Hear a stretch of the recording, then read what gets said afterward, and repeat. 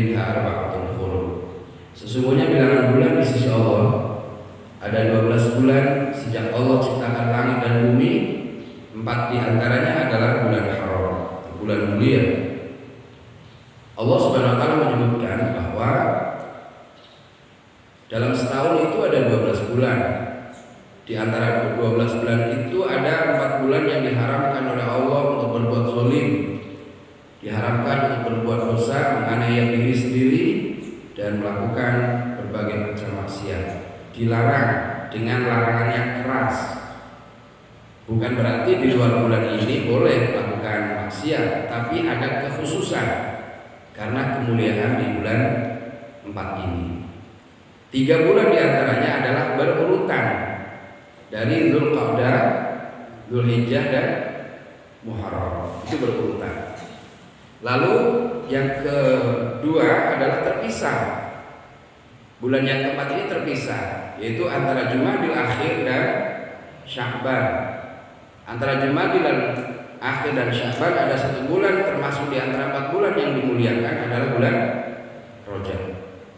Bulan di mana kita sudah masuki tanggal ke-7 ya hari ini, di mana kita dianjurkan untuk banyak berbuat kebaikan, di mana kita dianjurkan untuk melakukan berbagai macam taqarrub kepada Allah, pendekatan diri kepada Allah, sekaligus menjauhi perbuatan dosa, maksiat dan kezaliman di bulan ini. Sebab kezaliman yang dilakukan di bulan ini dosanya dilipat gandakan oleh Allah. Tidak sama dengan melakukan kemaksiatan di luar bulan ini. Karena bulan ini masuk kategori arba'atun hurum, 4 bulan yang mulia.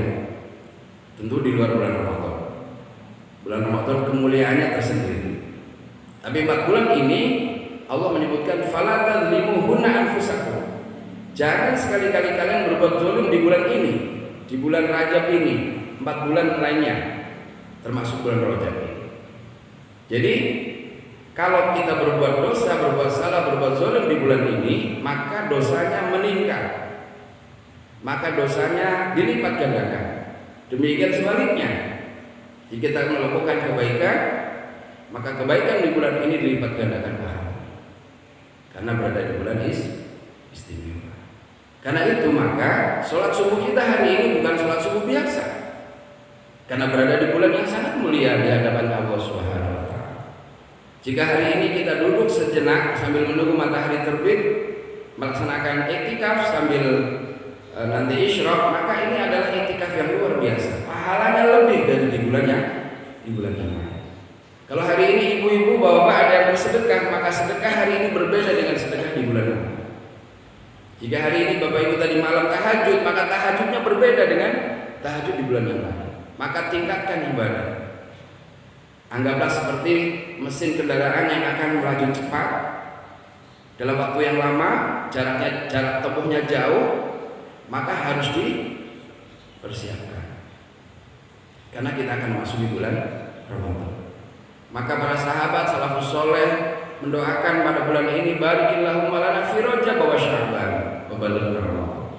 Ya Allah, berkahi kami di bulan Rajab dan Sya'ban ini, dan sampaikan umurku hingga bulan Ramadan. Karena akan masuk pada etapa fase yang dahsyat ya di dalam perjalanan hidup kita. Tidak ada yang pernah tahu apakah masih bisa bertemu lagi dengan Rajab, Sya'ban, Ramadan di tahun depan. Maka anggap ini adalah bulan terakhir kita. Maka anggap Sya'ban, Ramadan ini juga adalah Ramadan terakhir kita. Maka persiapannya maksimalkan. Yang selama ini mungkin belum pernah tahajud, mulailah tahajud. Selama ini mungkin belum pernah baca Quran, mulai baca Quran. Yang selama ini mungkin jarang sholat duha, mulai sholat duha. Jarang sedekah, mulai sedekah. Kenapa? Karena ada di bulan yang sangat mulia di hadapan Allah Subhanahu wa taala. Itu sebagai pembukaan bahwa kita sekarang berada di bulan yang sangat istimewa. Dianjurkan untuk begitu banyak melakukan kebaikan. Sholat-sholat sunnah, puasa-puasa sunnah, ya, baca Al-Quran, bersedekah, dan sebagainya dan sebagainya. Masih ada waktu, masih panjang waktu. Jadi belum terlambat. Bagi yang belum memulai puasa, silakan berpuasa. Terlepas dari kontroversi terkait dengan dhaif atau palsunya hadis-hadis tentang keutamaan puasa di bulan Rajab, tapi Tapi puasa itu sendiri adalah ibadah. Kita bisa puasa Senin Kamis yang sudah jelas-jelas sahih. Kita bisa puasa Ayyamul Bid yang jelas-jelas sahih. Kita bisa puasa Daud tanpa harus mengaitkan bulan Rajab. Tapi kita sedang berada di bulan yang sangat mulia. Maka Al-Quran berpesan, "Fala tadlimuhunna anfusakum." Jangan sekali-kali kamu berbuat zalim di bulan ini. Itu ya Bapak Ibu. Jadi dalam surat Taubah ayat 36 Allah jelaskan tentang keluhuran, kemuliaan, keistimewaan bulan Rajab di samping 3 bulan selainnya, yaitu Zulqa'dah, Zulhijjah, Muharram. Hafal nggak ini bulan-bulan ujian Bapak Ibu sekalian? Hafal nggak? Kok diam aja? Muharram, kita ulangi. Muharram, Safar, Rabiul Awal, Rabiul Akhir, Jumadil Awal, Jumadil Akhir, Rajab. Nah sekarang berada di bulan Rajab kita. Sya'ban, Ramadan, Syawal, Dzulqa'dah. Hafalnya Januari sampai Desember aja. Nggak hafal bulan Islam. Gimana ini? Karena di bulan Rajab nggak gajian Pak, gajiannya di Januari. Karena gajiannya di bulan Masehi, sehingga cuma Masehinya aja yang coba gajiannya 1 Rajab, 1 Ramadan gitu, 1 Januari enggak, tapi 1 Muharram pasti hafal semua. Cuma karena didesain sedemikian rupa, umat Islam meninggalkan kalendernya, memakai kalender orang lain. Akhirnya yang populer kalendernya orang lain. Kalender kita derek lupa. Hafal be 1 sampai 12 enggak. Kita baru tahu ini berada di bulan Rajab. Ya pelan-pelan lah ya. Namanya beragama ini kan tidak bisa langsung drastis. Bertahap. Bapak Ibu sekalian, kita sudah memasuki ayat 51 surat Maryam. Sebelumnya kita telah bercerita panjang lebar tentang kisah Ibrahim. Sebelumnya tentang kisah Musa. Sebelumnya tentang Zakaria. Sebelumnya lagi tentang Isa. Kita akan lanjutkan, ada 10 nabi yang diceritakan dalam surat Maryam. Nabi Ibrahim alaihissalam, sebelumnya kita ulang sedikit, adalah nabi dengan sebutan yang sangat tinggi dalam Al-Quran. Disebutkan lisan sidqin aliyah. Lisan yang siddiq, yang terpercaya, lagi sangat tinggi. Maksudnya tutur kata tentang Ibrahim, Ismail dan keturunannya menjadi buah bibir yang tidak pernah berhenti disebut oleh umat di dunia ini. Hingga namanya disandingkan dengan nama Muhammad Sallallahu Alaihi Wasallam dalam sholawat. Jejak napak tilasnya itu diteruskan hingga umat akhir zaman dalam prosesi ibadah haji, prosesi ibadah umroh, maupun prosesi ibadah kurban. Sehingga Al-Quran menyanjungnya dengan sebutan lisan sidqin aliyah. Maka orang yang akan mendapatkan julukan sebutan lisan sidqin aliyah harus bisa mengikuti, mencontoh, menteladani sifat-sifat Nabi Ibrahim AS. Satu di antara sifat yang luar biasa dari Nabi Ibrahim AS adalah ketabahan dan kesabarannya menerima cobaan dari Allah Subhanahu wa Ta'ala. Mulai dari diusir ya dari rumah ayahnya, kemudian dibakar hidup-hidup oleh Raja Namrud, kemudian meninggalkan putra sematawayangnya Ismail di Ka'bah, sampai membangun Ka'bah. Itu adalah Masya Allah, berpisah dengan anak istrinya, meninggalkan putranya menuju ke Palestina, akhirnya meninggalkan jejak kebaikan yang luar biasa. Hingga hari ini Bapak Ibu sangat rindu untuk mengunjungi jejak itu dalam ibadah haji maupun umroh. Selanjutnya adalah tentang Musa. A'udzubillahi minasyaitonirrajim. Wa dzkur fil kitabi Musa innahu kana mukhlasan wa kana rasulan nabiyya. Dan ingatlah tentang kisah Musa dalam Al-Quran. Innahu kana mukhlasa wa kana rasulan nabiyya. Sesungguhnya Musa adalah manusia pilihan dan dia adalah seorang rasul, juga adalah seorang nabi. Musa alaihissalam adalah nabi yang diutus oleh Allah untuk membebaskan ketertindasan Bani Israel dari cengkeraman raja yang sangat zalim, Fir'aun. Suatu hari Fir'aun bermimpi bahwa dia menggendong bayi, lalu bayi itu merebut mahkotanya, merebutnya dan dicampakkan, merebut dan dicampakkan. Jadi kemudian dia bertanya kepada ahli nujum, apa makna dari mimpi saya ini?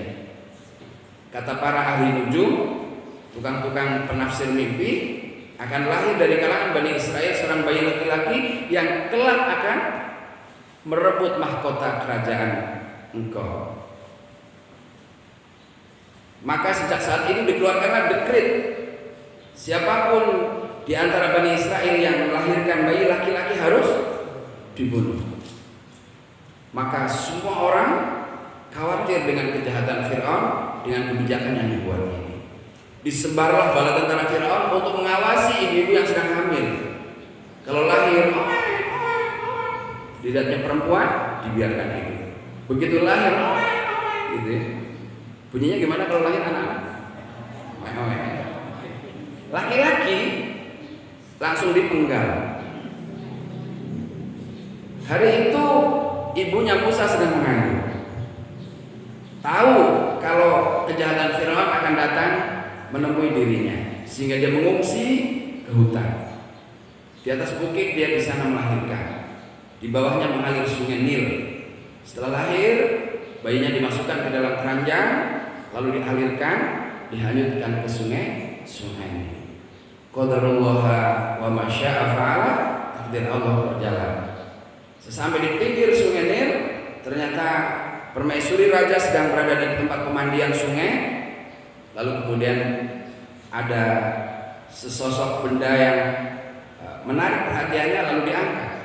Sampai di pinggir ternyata dilihatnya tersenyum, bayi merah yang masih montok. Dibawalah ke dalam istananya raja.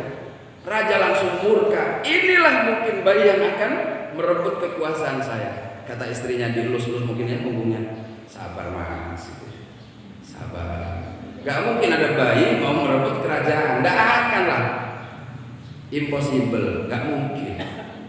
Lalu kemudian dipelihara di istana raja. Raja Fir'aun tidak menyadari ini seperti sedang memelihara anak harimau, anak singa. Emang betul kan nantinya dia akan menjadi musuhnya. Lalu menangislah bayi itu. Dicarilah siapa ibu-ibu di Mesir itu yang bisa menyusui anak pungutnya yang dari sungai Nil ini. Maka disayembarakan siapa ibu-ibu yang mau menyusui bayi di istana Raja Fir'aun akan digaji dengan gaji yang besar dan dikasih rumah di istana. Kalau ibu mendengar berita itu di masa itu, kira-kira ikut daftar nggak bu? Halo? Ibu-ibu ikut daftar nggak? Antrilah panjang ibu-ibu itu, pengen menyusui anak raja. Ternyata satu pun dari sekian ribu orang yang mengantri ingin menyusui, nggak ada yang diterima, nggak mau. Oh, nggak mau. Nah, akhirnya bertemulah dengan antrian terakhir, ibunya sendiri ikut antri. Begitu mendengarkan berita itu ikut antri.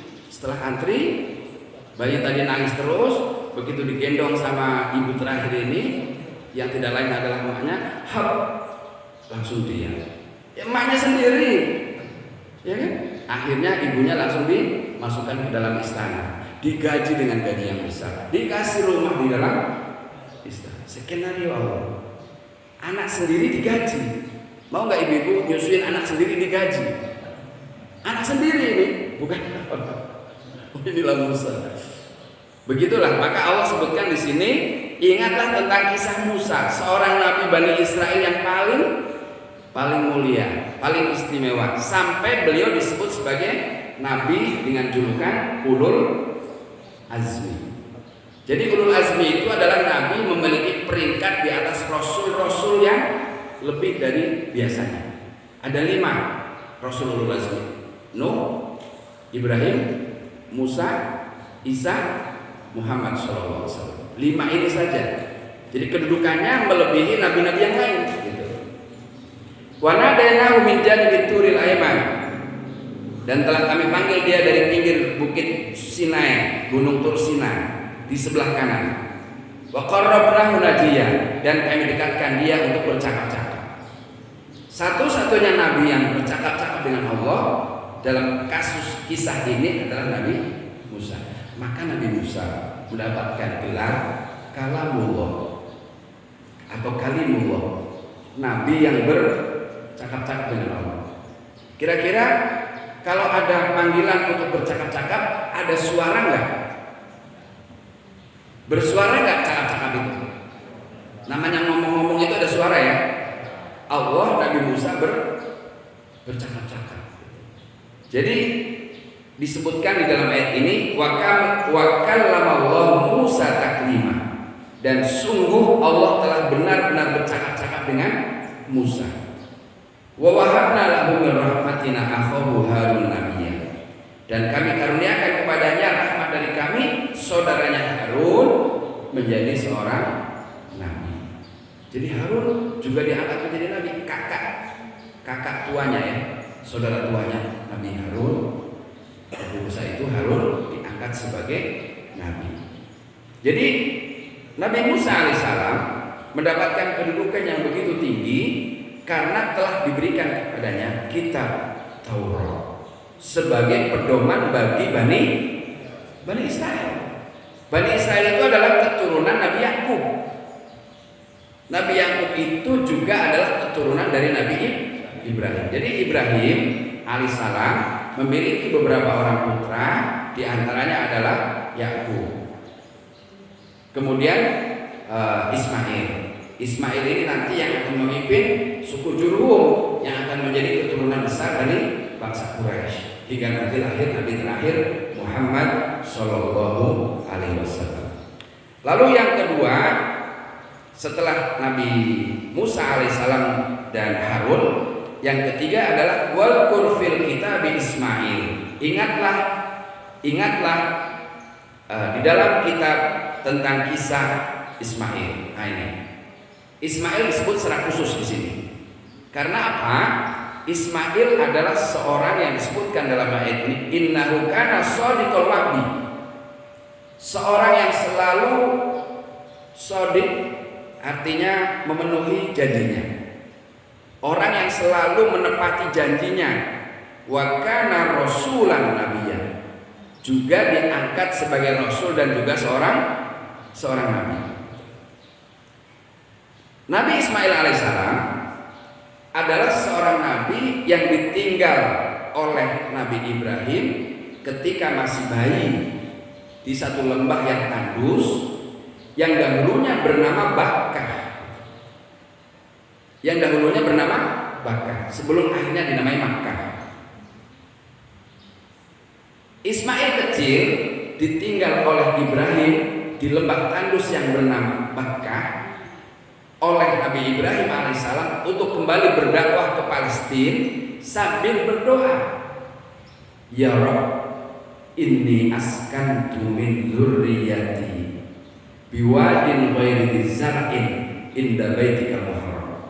Wahai Rabbku, wahai Allah, ya Tuhanku, sesungguhnya aku telah meninggalkan sebagian dari keturunanku di lembah yang sangat tandus.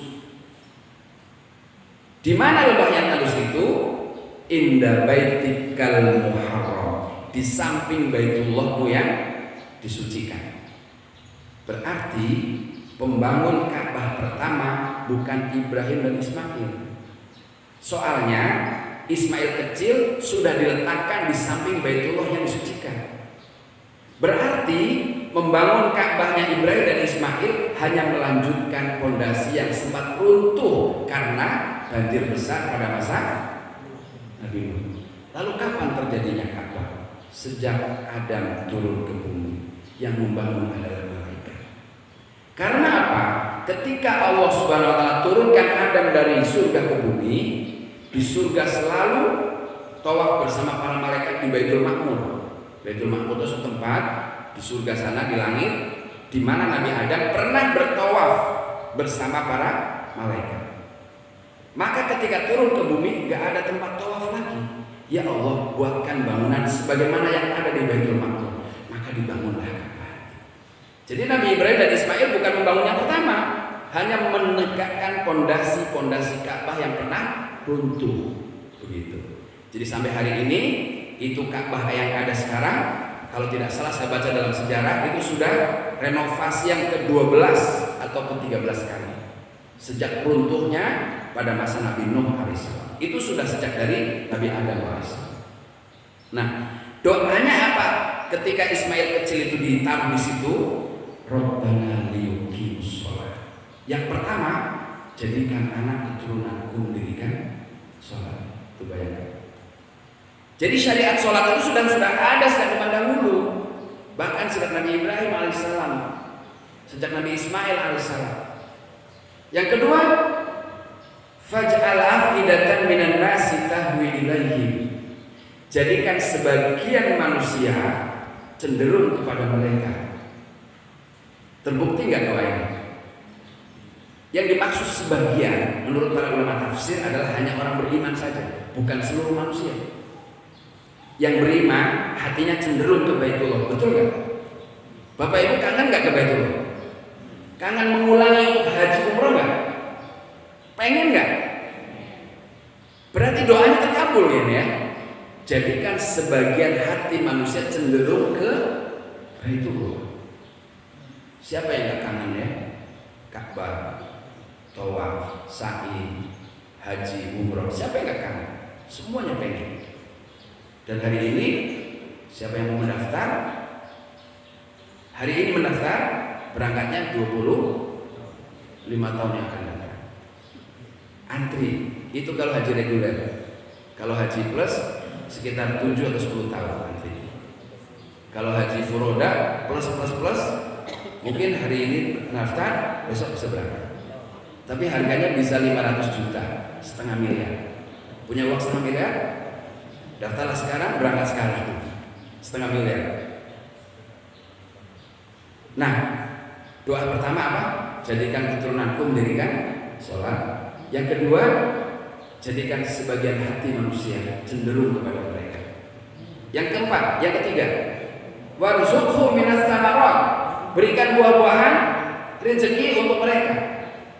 Coba bayangkan, di tempat yang tandus, tidak ada makanan, tidak ada buah-buahan, tidak ada kehidupan, tidak ada setetes pun air. Yang diminta pertama bukan rezeki, bukan air, bukan kehidupan, tapi mendirikan sholat. Suatu yang aneh. Mestinya ya Allah berikan dia rezeki. Permintaan pertama kita mungkin gitu, tapi tidak dengan Nabi Ibrahim. Dimintanya kepada Allah, jadikan keturunanku mendirikan sholat. Sebab dengan sholat hubungan vertikal kepada Allah dijaga dengan baik, maka insya Allah jangankan dunia, semua akan diberi kalau hubungannya dengan Allah baik. Tapi kalau tidak baik, jangan harap Allah akan berikan rahmatnya. Yang kedua, kecenderungan untuk mencintai Ismail, mencintai Ka'bah, mencintai Baitullah, itu karena akhlaknya yang mulia. Sehingga kalau kita anaknya mulia, semua orang akan suka, semua orang akan cinta. Tapi kalau kecintaannya karena harta, hilanglah cinta ketika hartanya sudah tidak ada. Tapi kalau cinta karena jabatan dan kekuasaan kedudukan, cinta itu akan habis setelah pensiun. Tapi kalau karena akhlaknya, kebaikan budinya, keluhuran perilakunya, maka seperti kata pepatah, apa? Hutang budi dibawa mati. Terus akan didoakan, kebaikannya akan terus. Terakhir, berikan rezeki dari buah-buahan. Bapak Ibu, tidak ada satu batang pun pohon jeruk di Mekah melimpah buah jeruk. Betul Ibu? Betul Bapak? Yang sudah pernah haji umrah pasti tahu. Tidak ada satu batang pun pohon pisang. Buah pisang melimpah dan murah. Murah, sekilo paling 5 atau 7 real. Itu. Jeruk sangkis di sini berapa? Jeruk sangkis kilo 50.000. Di sana cukup 5 real. Bayangkan, sudah banyak, melimpah, murah pula. Tidak ada pohonnya. Tidak minta pohon pisang, tidak minta pohon pir, melimpah buah pir. Itu adalah berkat doa yang dipanjatkan 4.500 tahun yang lalu. Sehingga Bapak Ibu hari ini bisa menikmati sayur-sayuran. Mau sayur apa aja ada. Mau kangkung banyak. Mau sayur apa? Daun katu banyak. Bahkan mau tempoyak. Suka tempoyak kan? Itu dari wong Palembang bawa sana. Di sana dijual. Tempoyak ada. Apa ada dan murah.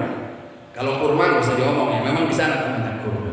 Diberikan rezeki buah-buahan la'allahum yashkurun, supaya menjadi orang yang bersyukur.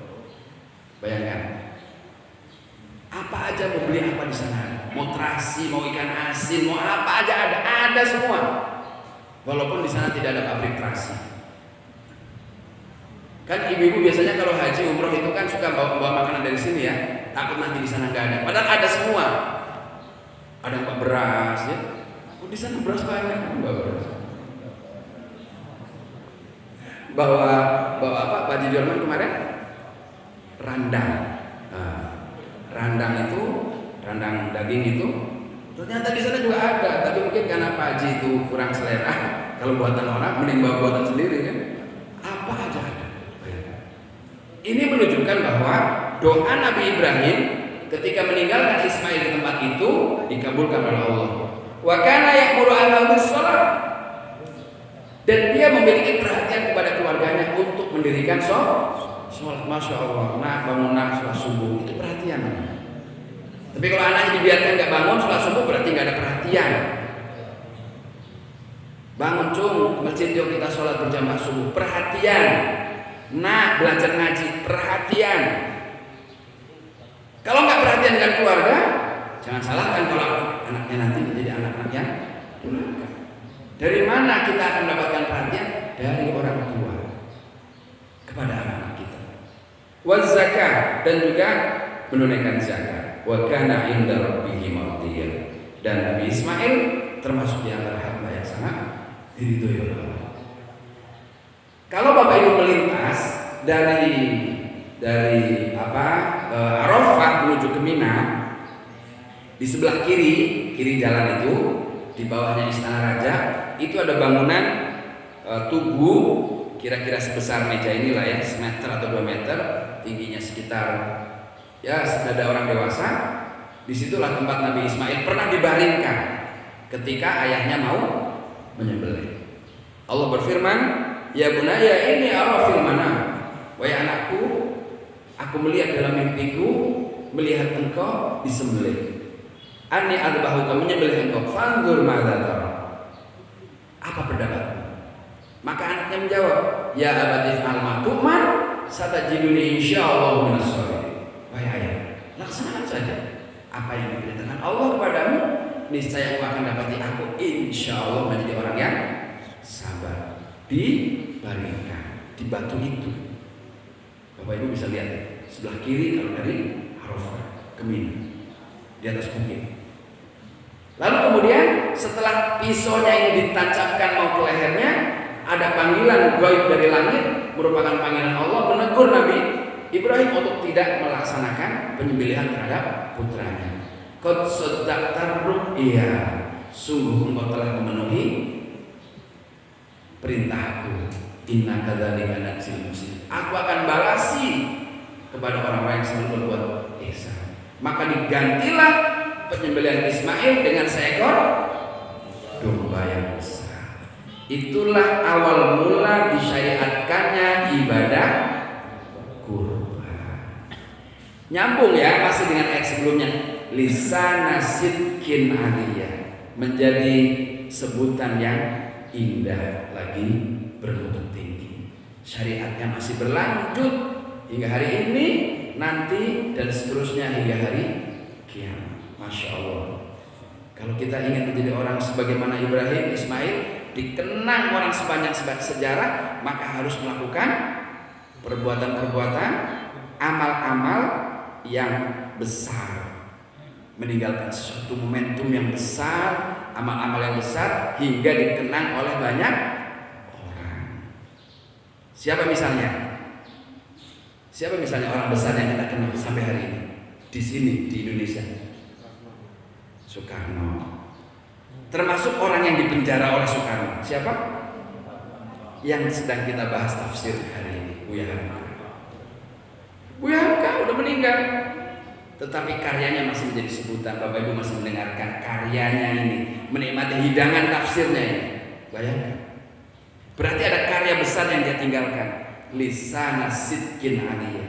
Di setiap masjid seluruh Indonesia, termasuk di Thailand, kemudian di Malaysia, kemudian di Singapura, ini menjadi bahan kajian masyarakat Muslim di 4 negara ini. Umumnya di Asia Tenggara. Bayangkan Bapak. Jadi harus ada yang kita tinggalkan dalam hidup ini untuk menjadi sebutan baik bagi orang yang datang setelah kita. Wadhkur fil kitab Idris. Nah, ini ada Nabi Idris. Wadhkur fil kitab Idris. Ingatlah, ceritakanlah wahai Muhammad kepada umatmu tentang kisah Nabi Idris. Innahu kana siddiqan nabiyya. Sesungguhnya Nabi Idris termasuk orang yang sangat membenarkan, lagi seorang nabi. Wa rafa'nahu makanan 'aliyya. Kami angkat dia ke tempat yang tinggi. Jadi Nabi Idris itu kisahnya tidak terlalu detail. Tidak terlalu banyak dalam Al-Qur'an menceritakan Idris. Ini satu-satunya. Wadhkur fil kitab Idris. Ceritakan wahai Muhammad kepada umatmu tentang kisah Nabi Idris. Satu-satunya kisah yang disebutkan dalam kisah Isra Mi'raj itu disebutkan bahwa Nabi SAW ketemu Nabi Idris di langit yang keempat. Ketika Nabi Muhammad SAW akan naik, langsung naik masuk ke langit keempat, lalu kemudian memberikan salam, tolong bukakan pintu langit yang keempat. Penjaga langit yang keempat itu bertanya, siapa engkau? Dan siapa yang bersama engkau? Saya Jibril, yang bersama saya ini adalah Muhammad. Malaikat yang menjaga langit keempat itu kemudian bertanya, apakah dia sudah diutus? Apakah dia sudah diutus? Pertanyaan malaikat penjaga langit keempat, di mana di situ ada Nabi Idris, itu pertanyaannya adalah, sama siapa engkau? Bersama Muhammad. Apakah dia sudah diutus? Berarti kisah tentang Muhammad sudah diketahui oleh seluruh malaikat. Hanya belum tahu apa sudah diutus atau belum. Sudah, ini bersama saya akan menjemput perintah sholat. Maka tiba-tiba aku, kata Nabi dalam hadis yang panjang itu, tiba-tiba aku bertemu dengan Nabi Idris. Maka Allah berfirman, wa rafa'nahu makanan 'aliyya. Kami angkat dia ke tempat yang tinggi. Masuk tempat yang tinggi adalah kedudukannya mulia di sisi Allah. Jadi bertemu dengan Nabi Idris di langit yang keempat. Itu dalam hadis tentang Isra Mi'raj ya, di mana kita sedang berada di bulan Isra Mi'raj ini.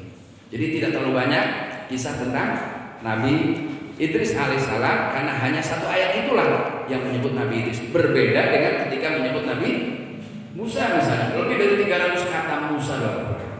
Begitu juga Ibrahim, begitu juga Ismail. Tapi Nabi Idris hanya sekali itu. Ulaika alladzina an'ama Allahu 'alaihim minan nabiyyin. Ulaika, mereka itu semua. Mereka itu adalah an'ama Allahu 'alaihim, telah kami berikan nikmat kepada mereka minan nabiyyin, dari para nabi. Nabi yang disebut dalam awal ayat surat Maryam ada 10. Ingat-ingat dari awal ya. Dari mulai kaf ha ya ain shad, dzikru rahmati rabbika abdahu Zakaria. Pertama yang disebut Zakaria. Idnada rabbahu nidaan khafiyyan. Ingat ketika dia berdoa dengan suara yang sangat lembut, suara yang lirih. Itu Nabi Zakaria. Pertama disebut dalam surat Maryam, Zakaria. Yang kedua Yahya. Siapa Nabi Yahya? Putra Nabi Zakaria. Yang ketiga Isa. Siapa Isa? Isa adalah putra Maryam yang diasuh oleh Nabi Zakaria. Maryam kan diasuh Nabi Zakaria kan? Masih ingat nggak cerita sebelumnya? Diingat ya. Lalu yang keempat adalah Ibrahim. Ibrahim tadi barusan. Kemudian Ismail, kemudian Ishak, kemudian Yakub. Itu keturunan Bani Israel semua. Kemudian Musa, kemudian Harun, ke-10 Idris barusan. Orang yang disebutkan nabi ini 10 nabi dari kalangan Bani Israel, termasuk Nabi Ibrahim dan Ismail. Min dzurriyyati Adam, dari keturunan Adam. Semua kita dari keturunan Adam ya. Tapi ada penyebutan khusus keturunan Adam, yaitu Nabi Nuh alaihissalam dan Idris yang langsung dari Nabi Adam alaihissalam. Wa mimman hamalna ma'an, dan orang-orang yang kami angkut dalam bahtera Nabi Nuh. Berapa orang? Masih ingat? Sekitar 80 sampai 100 orang. Disitulah ada seluruh binatang berpasangan, jantan, betina, jantan, betina. Gajah, jantan, betina. Jerapah, jantan, betina. Anjing, jantan. Semuanya, semut, semuanya dikumpulkan di dalam bahtera Nabi Nuh. Tetapi yang punya keturunan dari bahtera Nabi Nuh hanya Nabi Nuh. Selainnya tidak punya keturunan. Selain dari Nabi Nuh, umat yang 80 itu tidak ada yang punya keturunan selain Nabi Nuh. Salah satu di antara putra Nabi Nuh adalah Ibrahim. Wa mimman hadaina mimman hamalna ma'anu wa min dzurriyyati Ibrahim, dan dari keturunan Ibrahim. Siapa keturunan Ibrahim? Ismail, Ishak, Yakub. Itu yang nanti akan menjadi keturunan Bani Israel. Wa Israil, dan keturunan Israil. Israil itu ya Yakub itu Musa, Harun, Yahya, Zulkifli, Isa, Zakaria, Isa. Itu keturunan Bani Israel. Wa mimman hadaina wajtabaina, kami berikan hidayah kepada semua mereka. Berikan hidayah wajtabaina, dan kami pilih. Dan kami pilih 10 nabi itu nabi terpilih. Idza tutla alaihim ayatul rahman kharru sujada wa bukiya. Poinnya di sini. Sifat-sifat orang itu, para nabi, anbiya dan utusan, jika dibacakan ayat-ayat kami, mereka tersungkur bersujud sambil menangis. Tersungkur bersujud sambil menangis. Dipilih, dimuliakan, diberikan kemuliaan, dijadikan nabi, dijadikan rasul. Hebat nggak? Mulia nggak? Mulia, hebat, luar biasa. Tetapi di tengah-tengah kehebatan mereka, kalau dibacakan ayat kepada mereka, tersungkur bersujud sambil menangis. Menunjukkan apa? Betapa rendah hatinya mereka, betapa tawadhu'nya mereka, sekalipun kedudukannya sangat tinggi di hadapan Allah. Berbeda dengan kita. Kadang-kadang sudah merasa soleh sedikit, ujub, ego, bangga, takabur, meremehkan orang. Kita yang gak ada apa-apanya dibanding mereka, baru melakukan ibadah sedikit sudah seringkali kita merasa ujub, sombong. Dibacakan Quran gak pernah nangis, dibacakan Quran gak pernah sujud, tidak pernah tersungkur. Nabi-nabi itu tersungkur sujud sambil nangis. Dahsyat sekali. Inilah Bapak sekalian, hamba-hamba pilihan Allah. Sengaja dibacakan ayatnya, dibacakan penjelasannya, diturunkan ayatnya untuk menjadi pelajaran. Betapa orang-orang hebat itu tidak ada satupun yang sombong, tidak ada satupun yang ujub. Baru ke masjid 2-3 kali aja sudah iya kamu udah pernah ke masjid, sudah meremehkan orang lain. Gak boleh. Barangkali ini Bapak Ibu sekalian, barangkali masih ada yang mau ditanya atau mau bersharing, untuk masih panjang soalnya kan. Kita lanjutkan pada subuh yang akan datang, insyaallah. Ada yang bertanya? Sedikit lagi Isyraq ya, lewat 7. Kita genapkan sampai 10 lah, apa-apa. Ada yang bertanya? Ibu-ibu? Bapak-bapak?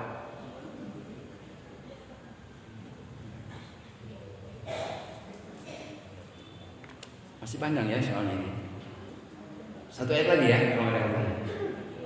Lanjut ya, satu ayat lagi, satu ayat. Ayat 59. Fa khalafa min ba'dihim khalfun adha'us shalah wattaba'us syahawat Tapi datang sudah mereka, suatu keturunan dari mereka yang melalaikan sholat, memperturutkan syahwat, mereka akan bertemu dengan kesesatan. Generasi setelah mereka sudah tidak lagi sholat. Walaupun Nabi Musa mengajarkan sholat, walaupun Nabi Ibrahim mendoa untuk sholat, Ismail sholat, Musa sholat, Nabi Isa sendiri adalah mengajarkan sholat, tapi umatnya nggak ada yang sholat sekarang. Yahudi Nasrani ada yang sholat? Nggak ada. Yahudi Nasrani ada yang sujud? Nggak ada. Padahal perintahnya dalam Taurat dan Injil suruh sujud.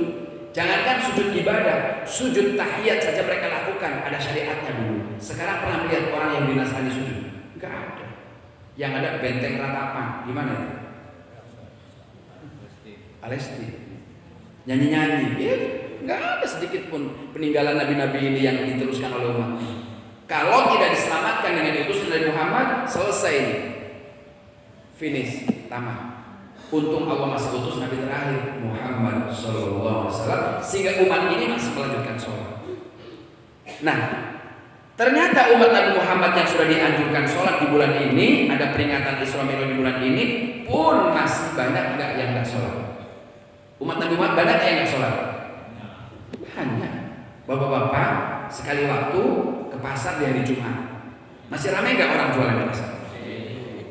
Masih ramai. Apalagi 5 waktu. Benar nggak? Itu nggak sholat. Bagaimana orang-orang yang sudah diberi wahyu untuk sholat nggak sholat? Yang satu. Yang kedua, wattaba'us syahwat, memperturutkan syahwat. Syahwat dituruti. Syahwat pikiran, syahwat mata penglihatan, syahwat telinga pendengaran, syahwat tangan, syahwat kaki, syahwat kemaluan, syahwat kekuasaan, syahwat rakus dengan harta, memperturutkan syahwat. Fasaufa yalqawna ghayya, maka kalian akan menemukan, mendatangi ghayya, siksa yang sangat dalam di jurang neraka jahanam. Karena itu orang yang meninggalkan sholat dengan sengaja disebut kafir. Bapak Ibu, saya ulang lagi, meninggalkan sholat dengan sengaja disebut kafir. Betapa banyak KTP-nya Islam nggak sholat, sebetulnya dia kafir. Man taraka sholat faqad kafar. Siapa yang meninggalkan sholat, sungguh dia telah kafir kepada ajaran Nabi Muhammad SAW. Panjang masih perjalanannya, nanti kita lanjutkan pada subuh. Terima kasih. Mohon maaf kalau ada kesalahan. Assalamualaikum warahmatullahi wabarakatuh.